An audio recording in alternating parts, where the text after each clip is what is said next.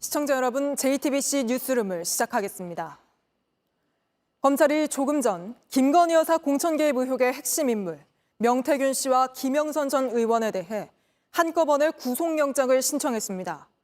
저희 JTBC는 윤석열 대통령 통화 녹취와 관련해 명태균 씨가 검찰청 안과 밖에서 어떻게 말이 바뀌었는지 단독 취재했습니다. 또 명 씨가 KTX에 타서 김건희 여사와 대화를 나눴다고 주변 사람들에게 말했던 사실도 따로 확인했습니다. 이 소식 잠시 뒤 차례차례 전해드리도록 하고 먼저 오늘 민주당이 다시 발의하겠다고 밝힌 김건희 여사 특검법 소식부터 전해드리겠습니다. 민주당은 수사 대상을 도이치모터스와 명태균 씨 관련 의혹으로만 확 줄여서 국민의힘을 압박하기로 했습니다. 이 소식부터 유선희 기자입니다. 더불어민주당은 김건희 여사 특검법을 처리할 수 있다면 모든 걸 열어놓겠다고 했습니다. 김건희 특검 수사 대상과 특검 추천 방식에 대해 모두 열어놓고 협의할 용의가 있다는 점을 분명히 밝힙니다. 수사 대상과 관련해선 명품백 수수 의혹, 대통령 집무실과 관저 이전 개입 의혹, 임성근 전 해병대 1사단장 구명로비 의혹 등을 빼겠다고 했습니다. 범위를 대폭 축소해 도이치모터스 주가 조작 의혹과 명태균 씨로부터 촉발된 이러면 명태균 게이트죠. 김건희 여사의 공천 개입 후 선거 개입 의혹에 국한될 것입니다. 국민의힘이 독소 조항으로 지목해온 특검 추천 방식도 바꾸겠다고 했습니다. 제3자 추천 방식을 포함해서 수정안을 제출하겠습니다.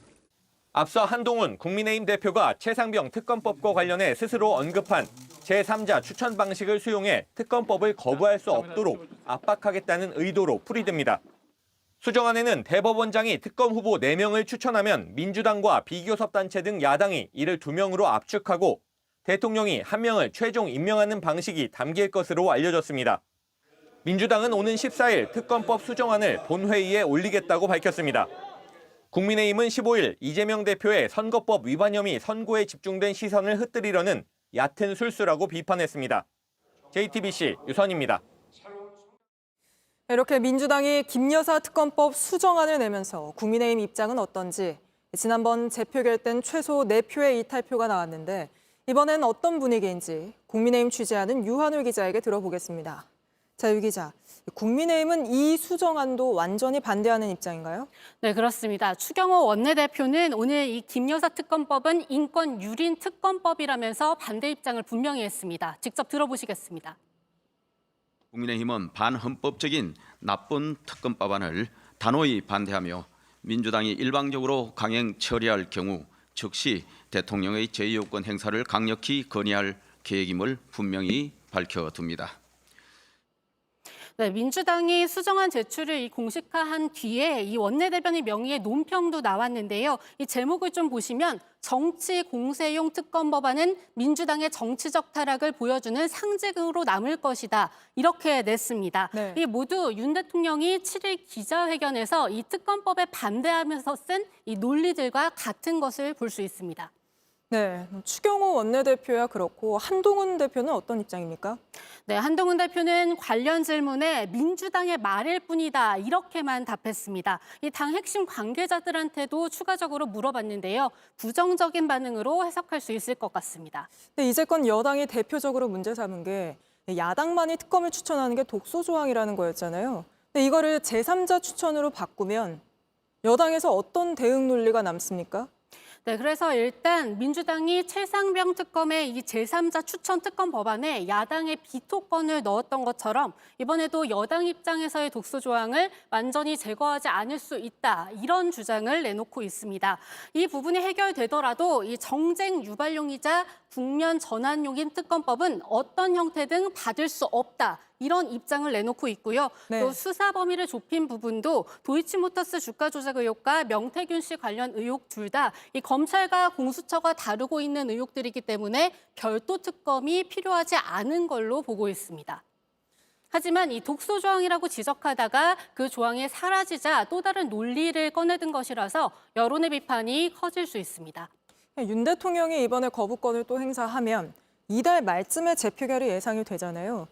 지난번에는 국민의힘에서 최소 4표의 이탈표가 나왔는데 이번엔 어떨까요? 네, 지금으로서는 이 추가 이탈표가 나올 가능성이 높지는 않아 보입니다. 특히 이 명태균 씨의 공천 개입 의혹과 관련해서는 특검에 들어가면 여당 의원 전체가 이 수사 선상에 오를 수 있다, 이런 우려가 매우 큽니다. 네. 따라서 한 대표 측에서는 특검 대신 오는 14일 의총을 통해 특별 감찰관을 추천하는 방식으로 이 문제를 돌파해 보려는 기류가 강합니다. 특검만으로 돌파가 될 수 있을지 지켜봐야 될 것 같습니다. 알겠습니다. 유한울 기자였습니다. 검찰이 오늘 명태균 씨와 김영선 전 의원에 대해 구속영장을 청구했습니다. 지방선거 예비 후보자들로부터 공천을 도와주는 대가로 2억여 원을 함께 받은 혐의 등입니다. 검찰은 두 사람을 사실상의 경제공동체로 판단했는데 수개월 동안 밀린 명 씨의 아파트 관리비도 김영선 전 의원 쪽에서 대신 낸 정황을 잡은 걸로 파악됐습니다. 박병현 기자의 단독 보도입니다. 명태균 씨는 2022년 6월 지방선거를 앞두고 대구 경북 지역의 예비 후보자 2명에게 불법 자금을 받은 혐의를 받습니다. 1억 2천만 원씩 모두 2억 4천만 원입니다. 검찰은 공천을 도와준 대가로 보고 명 씨에게 정치자금법 위반 혐의를 적용했습니다. 정치자금법은 특정인을 후보자로 추천할 목적으로 돈을 주고받는 행위를 금지하고 있습니다. 특히 김영선 전 의원에 대해서도 같은 혐의를 적용했습니다. 취재 결과 검찰은 두 사람을 사실상 경제 공동체로 판단한 것으로 파악됐습니다. 수개월 동안 밀린 명 씨 아파트 관리비를 김 전 의원 사무실이 대신 낸 정황을 잡았기 때문입니다. 회계 책임자인 강혜경 씨로부터 책상에 돈을 두면 명 씨가 가져갔다는 진술도 확보했습니다. 또 김 전 의원 사무실 관계자는 명 씨와 김 전 의원이 공생관계란 취지로 진술한 것으로 알려졌습니다. 김 전 의원의 세비 절반인 9천만 원을 받았다는 부분에 대해 명 씨는 빌린 돈이라고 주장했지만 검찰은 공천을 도와준 대가인 것으로 보고 있습니다. 두 사람의 신병을 확보하는 대로 공천 개입 경위 등을 본격적으로 확인할 계획입니다.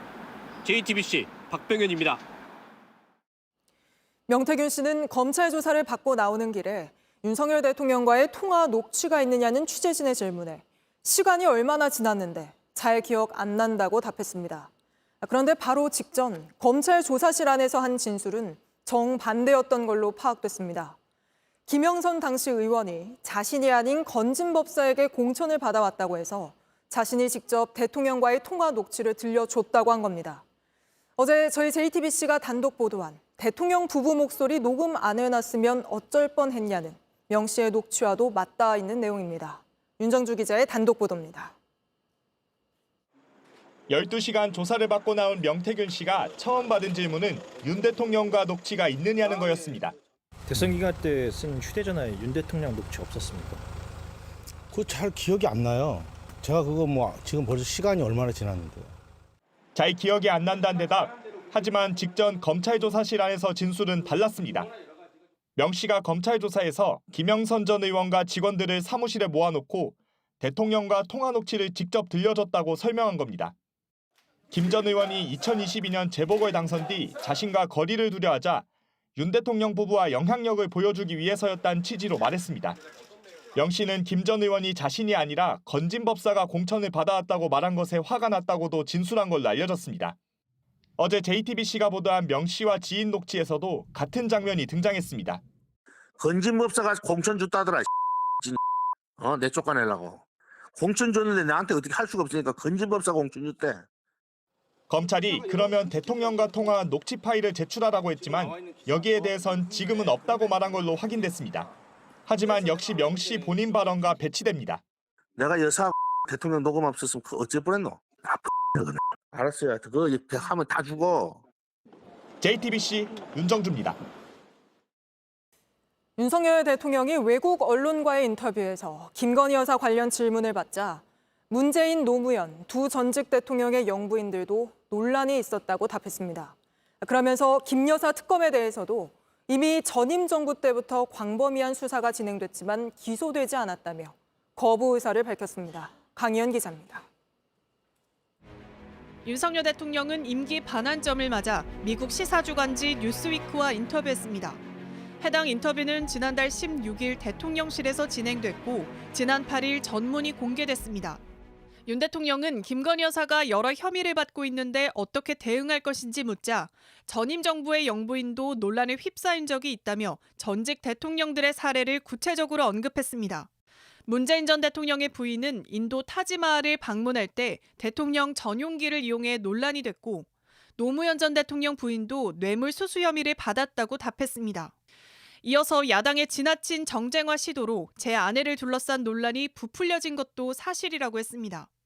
야당의 특별검사 요구에 대해선 이미 전임 정부 때부터 아내에 대한 광범위한 수사가 진행됐지만 기소되지 않았다며 거부의 뜻을 거듭 밝혔습니다. 해당 매체는 뼈아픈 진실이란 제목으로 인터뷰를 실으며 윤 대통령의 가장 큰 문제는 북한이 아니란 부제를 달았습니다.